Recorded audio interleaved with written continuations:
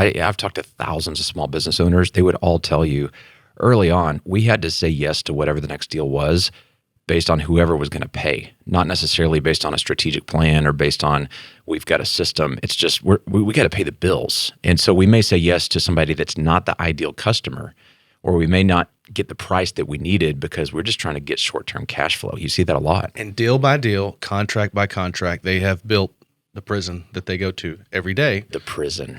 That's what it was. It's what it feels like. I had a customer of mine tell me, Nigel, I built this prison brick by brick, contract by contract, with that same mentality of we will take any business because I'm so focused on the top line revenue and paying for keeping the lights on, or whatever the analogy is. And so the plan is really about knowing what it is you want to offer and sticking to it, understanding what is the total addressable market for this plan. And Dwight Eisenhower said, the plan itself is useless, but the practice of planning is essential and indispensable. The plan itself is useless. The practice of planning is indispensable. Indispensable. How does that break down? Well, we had a black swan year in 2020. There are a lot of really thoughtful companies that in January and February went through the exercise of saying, this is what we want to accomplish month for month. And then March happens. The plan's gone. But because they were diligent to think through what could happen each month, and the elements of a plan are not just thinking about best case scenarios, but also accounting for the reality that at some highly unexpected and inconvenient time, adversity is going to hit. So they create margin and they think through contingencies. That's contingencies being in the plan is what lets you pivot when things don't go as planned. Exactly. Yeah. A good plan has a contingency, and it may not be a plan B or a big pivot, but it may be a retrenching, or if this, what's my next move? It's more about thinking it forward, playing chess, trying to anticipate what the market might do. And good planning requires you to account for that and create margin so that when adversity happens, you're not shell-shocked and you don't just get so caught up in the problem that the business faced that you can't go forward and move it forward. And good sales leaders, when adversity happens, when the plan's not going the way they had thought, they do a few things. The first thing they do is they check customer sentiment, because what ends up happening in disruption is the way customers want to buy changes. So your sales process has to move. Your sales process should be mapped to a way the customer wants to do business with you. When that changes, your process has to change.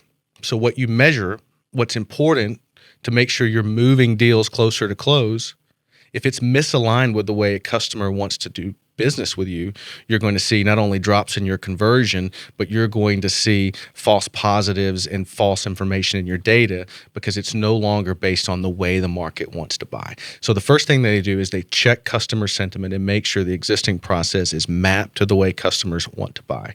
The second thing they do is they try to think about marginal opportunity. Where can I go back to a customer I already have, either ask to do more of the same thing, or quickly uncover new ways that I can serve them in a new offering? What's an example of the customer sentiment, how they want to buy?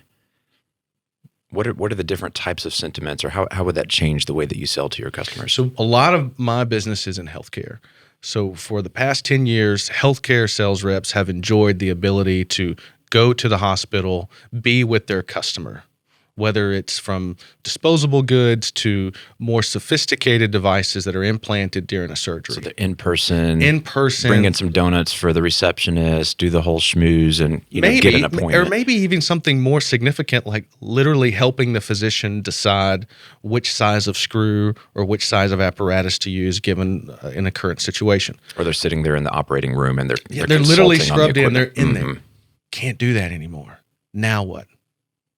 How do we add that same level of value when the hospital has made it impermissible for me to be there? And it's actually a safety risk for me to be there. So now the company owners are saying we can't even send our sales force to the hospital because we're putting them at risk. So is that a customer sentiment change, or is that a market change? That's or is a it kind of customer both? sentiment change to say, hey, we still want to use your product, but you can't come here anymore. Okay. And so at first it may be a market change, but now the COVID restrictions have been eased and customers are saying, actually, it worked pretty well without you here. So that is definitely a sentiment change. We'd rather not have you here because for you to come back means we have to invest in all this vendor credentialing. We have to pay this money to make sure that you have all the vaccines that you need and that you're safe to actually come in the hospital. We'd rather not, and we're talking hundreds of thousands of dollars in credentialing. We'd rather not pay that. You need to figure out a way to serve the business without being here.